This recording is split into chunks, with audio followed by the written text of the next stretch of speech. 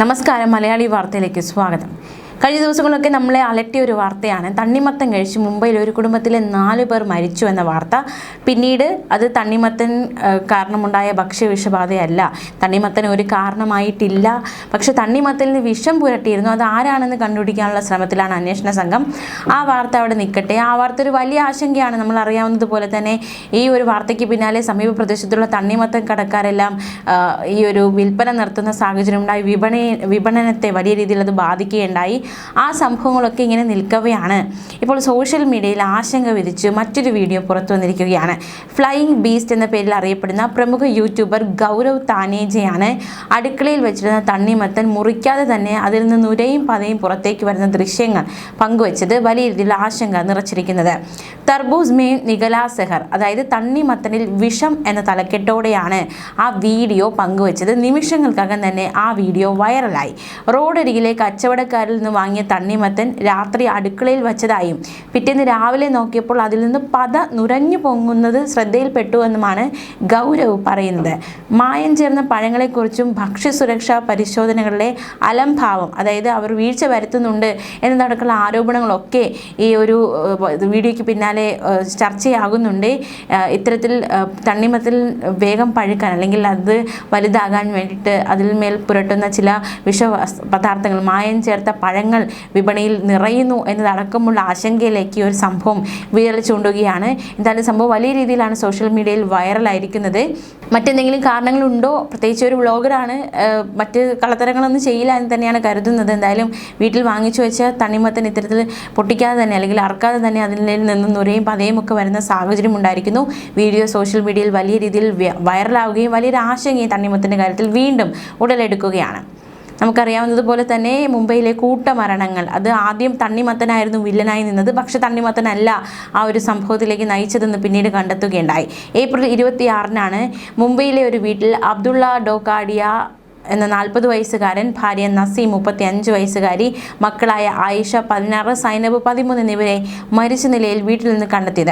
രാത്രി ഭക്ഷണത്തിന് ശേഷം കുടുംബം ഒരു തണ്ണിമത്തൻ കഴിച്ചിരുന്നു.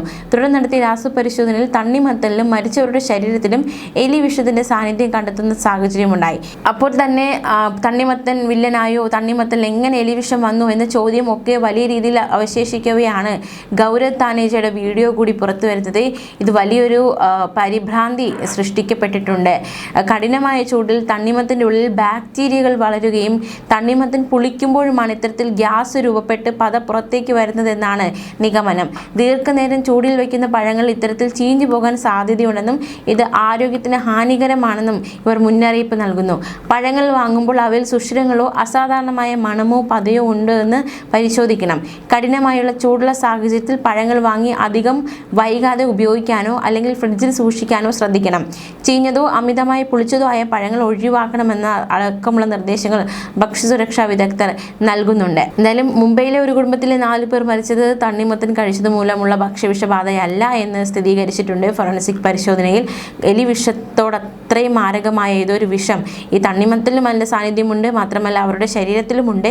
അപ്പോൾ അതെങ്ങനെ എത്തി എന്നതാണ് ഇനി ചോദ്യം. അതിനുള്ള അന്വേഷണമാണ് ഇപ്പോൾ പുരോഗമിക്കുന്നത്. മരിച്ചവരുടെ ശരീരത്തിലും അവർ കഴിച്ച പഴത്തിൻ്റെ സാമ്പിളുകളിലും എലി വിഷമായി ഉപയോഗിക്കുന്ന മാരകമായ വിഷാംശത്തിന്റെ സാന്നിധ്യം അധികൃതർ കണ്ടെത്തിയിട്ടുണ്ട്. പോസ്റ്റ്മോർട്ടത്തിൽ ഇവരുടെ ആന്തരിക അവയവങ്ങൾക്ക് പച്ച നിറം ബാധിച്ചതായി കണ്ടെത്തിയതാണ് കേസിൽ വഴിത്തിരിവായത്.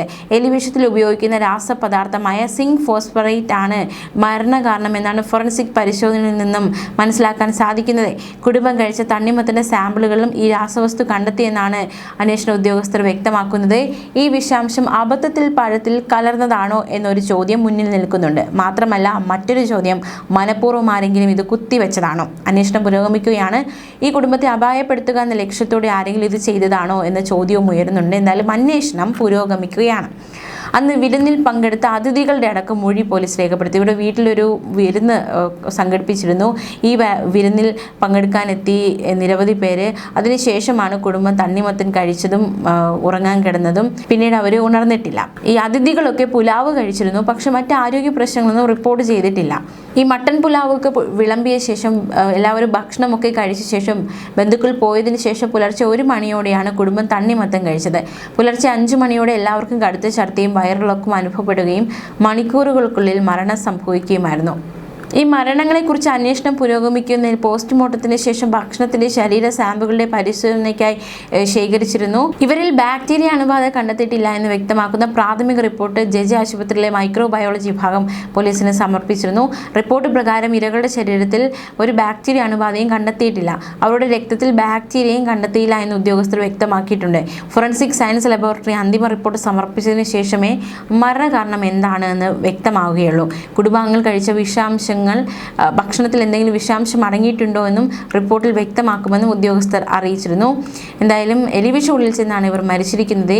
ഇവർ കഴിച്ച പഴങ്ങളുടെ സാമ്പിളുകളിലും എലികളെ കൊല്ലാൻ ഉപയോഗിക്കുന്ന വസ്തുവിൻ്റെ അംശം കണ്ടെത്തിയിട്ടുണ്ട്. പോസ്റ്റ്മോർട്ടത്തിലെ ആന്തരിക അവയവങ്ങൾ പച്ച നിറം കണ്ടെത്തിയതും വലിയൊരു ചോദ്യമായി നിൽക്കുകയാണ്.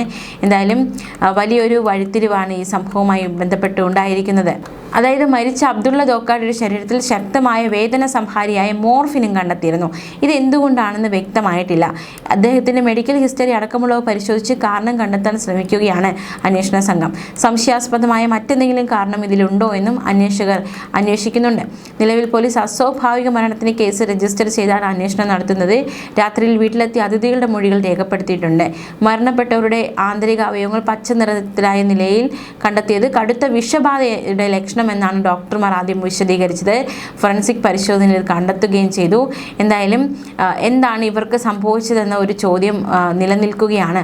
അബദ്ധവശാൽ എന്തെങ്കിലും സംഭവിച്ചതാണോ, അതല്ല മറിച്ച് മറ്റാരെങ്കിലും ഇവരെ അപായപ്പെടുത്താൻ ശ്രമിച്ചതാണോ, ചോദ്യങ്ങൾ ബാക്കിയാവുകയാണ്.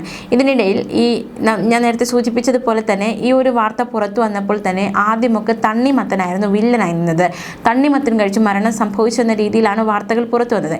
ഈ സാഹചര്യത്തിൽ വിപണിയിൽ നിന്നൊക്കെ തണ്ണിമത്തനുകൾ അപ്രത്യക്ഷമാകുന്ന സാഹചര്യമുണ്ടായി. 4 പേരുടെയും മരണത്തിലേക്ക് നയിച്ചത് തണ്ണിമത്തൻ അണുബാധയാണെന്ന തരത്തിൽ വാർത്തകൾ വന്നതോടെ വിൽപ്പനയിലും സാരമായ ഇടിവാണ് സംഭവിച്ചത്. വിൽപ്പനക്കാർ കൂട്ടത്തോടെ അപ്രത്യക്ഷമായതായി ഫുഡ് ആൻഡ് ഡ്രഗ് അഡ്മിനിസ്ട്രേഷൻ അറിയിക്കുകയുണ്ടായി. അതായത് പ്രാദേശിക വിപണികളിലൊക്കെ ഇത് വലിയ രീതിയിൽ ബാധിച്ചിരുന്നു. ഈ ഒരു തണ്ണിമത്തൻ കഴിച്ചാണ് കുടുംബം മരിച്ചതെന്ന വാർത്ത വന്നതുപോലെ തന്നെ തണ്ണിമത്തൻ വിൽപ്പനക്കാർ അവർ കൂട്ടത്തോടെ പിൻവാങ്ങുന്ന സാഹചര്യമുണ്ടായി.